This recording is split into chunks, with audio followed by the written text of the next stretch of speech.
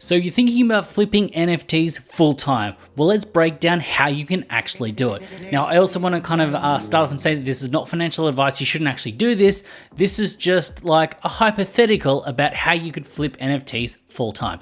Now, first up, we're going to set the parameters. Now, these are realistic parameters. Now, the idea is we're going to be going off $35,000 a year as a middle of the run kind of salary, which breaks down to around sort of $675 per week. Now, the reason I've gone off this is what seems like an average to kind of low wage that you should be able to live off. So going off this will ensure that if you do actually want to run out this hypothetical scenario and situation, these numbers are a good target and you're not going to be living too close to the poverty line. Now look, I want to butt in really quick and say that even though this is a hypothetical, I'm drawing on experiences myself and others that are in the space full time. The idea that we've understood how this space has evolved, how they can actually kind of keep doing this as a living, and the mentality and mindset that you need to have when executing this as a full-time job. So please keep that in mind. This isn't just me pulling random numbers out of the air and just kind of throwing them at you. This is actually based in kind of first-hand and secondary experience. Anyway, let's continue. What you're going to need first is the idea of how much ETH you will need to make per week. Now, if you're running off this around $675 mark, and we're basing this off ETH at $3,000 US, we're getting to 0.24, so about a quarter of an ETH each week you will be needing to kind of generate to kind of keep yourself sustained. Now, what I've also done is you're going to need a 2-month buffer to start with. So you're going to need sort of almost $6,000. The reason you need this 2-month buffer is you can't come in sort of day one and then just start making these, because you're going to need to secure some spots, things like that, to actually kind of make some good moves. You might get lucky, but having this 2-month buffer will be good, especially if you do get into a bearish kind of market. Now, one thing that I want to touch on is the amount of ETH that you're going to need as capital to deploy. What you're going to need is you're going to need around 3 ETH. Now, this will seem quite heavy. You could actually kind of run around with a sort of a 1 ETH bag and do it, but there will be some mints that you'll need to kind of deploy and actually kind of run up. So you might have a 0.25 ETH mint. And the fact is, if you've got multiple of these happening a day, you want to be able to deploy your capital accordingly, and then also not tie too much up in one particular project.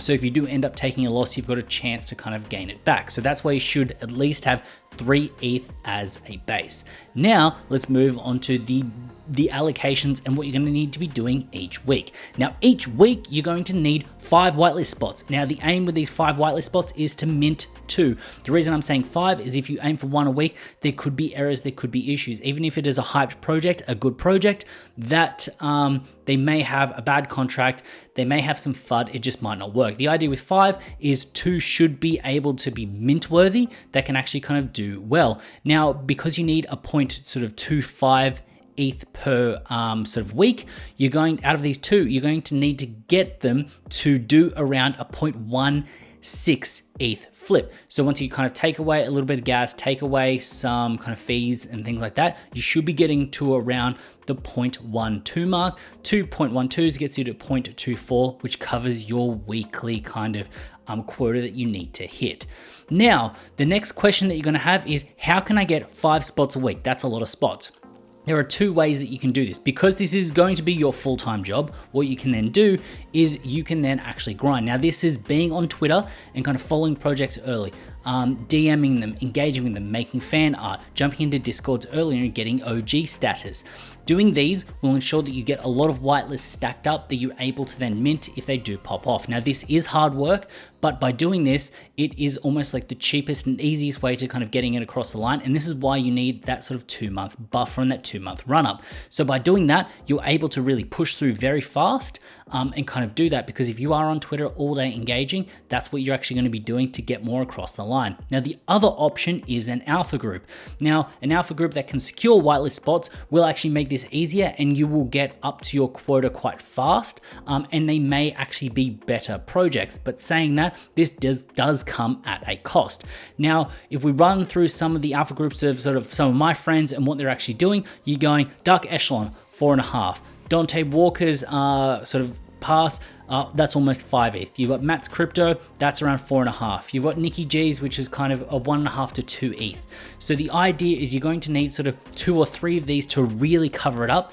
So the idea is that if you do want to kind of shortcut this process, you're going to need to have at least sort of 10 to 15 ETH to deploy on alpha groups. Saying that, you will then get these spots, you will get these hype spots, you will be able to run through. Now, the good thing about these passes is that if you do kind of get in one at a sort of 4 or 5 ETH mark, there is a good chance that they will retain their value, and it does mean that you're essentially leasing it or renting it, so it's not too bad. So don't look at this as if you're spending 10 ETH, it's more like you're borrowing 10 ETH, but that is capital that you need to have to deploy. Now, when it comes to the strategy of what you're actually doing, so you're getting your 5 sort of mints, sort of whitelist allocations per week, and you're minting these 2 and you're making these profits. How do you actually get those profits? What you should be doing is you should be buying in if the arbitrage and the flip is there. Now, what this means is it means that if you're minting at 0.08 and on the secondary market, it's cruising around at that sort of 0.16, 0.17 mark, you then know that if you buy in and out this, each NFT, you're going to be making at least sort of a 0.06, sort of after some fees and things. Now, the idea is if you can then mint 2 and sell 2, you could be up that 0.12 mark, especially if you kind of do a bundle sale that could actually help out. So the idea is you want to be making sure that there is a difference between the mint price and what sales are currently happening on OpenSea. Now, this shouldn't just be 1 or 2 sales. This should be sales that are actually flying, so you can actually kind of put this through. A good rule of thumb is if a project can get to sort of 100 ETH worth of volume kind of trading within that whitelist period, then it might be a good chance to jump in because it shows that there is a bit of attention around that project. Now, what you should do is you should definitely sell before the reveal. This is when you're going to actually get the best price. Even though you might be holding on to a rare, you don't want to be taking that gamble. This is your this is how you're going to shelter yourself. This is how you're going to feed yourself. The idea is to be in and out very fast. Now, this should be within a 2 or 3 hour period. What you should do is make these calculated risks, because if you're taking sizable chunks from the middle of the market on the way up, you're going to end up doing well. So the idea is mint at that 0.08, list at that sort of 0.19 or the 0.2 if it's near it, and just hope it hits. And because you don't have anything else to do, because it's your full-time job, ensure that you are there. So if it does start to fall back, you can set a stop loss so you don't actually make any losses. Now, overall, I bet you're thinking, hey, but 35 grand a year, why would I want to quit my job just to do that? The goal here isn't to just earn the $35,000 a year. It isn't just to earn the 0.25 ETH per week. What you are looking to do is keep yourself afloat and in the game. What this means is it means that the project that you get in early on, or the project that you get a really good whitelist spot from, because you spent time in the market, there's more chance of actually hitting those projects, and then you're going to get that 5, 6, 7, 8th project. You'll be able to get onto a project and be whitelisted for Invisible Friends. You'll be whitelisted for Hape. You'll be whitelisted for Mechaverse. You'll be whitelisted for Imaginary Ones. You'll be able whitelisted and get these projects that you're able to do that 5, 6 ETH flip, which can then put you in a better position. And the idea is you just keep going and going and going, so that $35,000 a year will very quickly turn into sort of $70, $80, $90, $100,000 a year. Now, you may be wanting that Lambo money, 500 grand a year, you want to pull $1 million bag. The idea is realistically that's not going to happen. And if you're going to treat this as a full-time job, it's going to take full-time hours to kind of do it, because you can't just spend 20 minutes a day doing a few little things to kind of make these flips. That will be actually hard. Now look, yes, I know that there will be taxes involved, there are going to be other expenses involved, things like that, but the way that I'm looking about this is the fact that if you're ripping a $35,000, you're going to be paying $35,000 on tax anyway somewhere. So the idea is that this will be kind of taken into account, because even if you are paying tax, you're going to be paying tax at the $35,000 tax rate. You're not going to be paying tax at the $200,000 tax rate, because that isn't how the tax systems usually work. Now, I know that I'm also not incorporating other things in, such as tools, subscriptions, things like that, but these are things that you need to kind of consider if you actually do need them or not, and they could add up to the budgeting aspect when it comes down to this. Now, look, what I want to kind of say to the person that's thinking of hypothetically flipping NFTs full time is the fact that this is very risky. They should set out a budget and they should set out very strict rules for what they need to do in terms of making money when it comes down to flipping, because this is an art.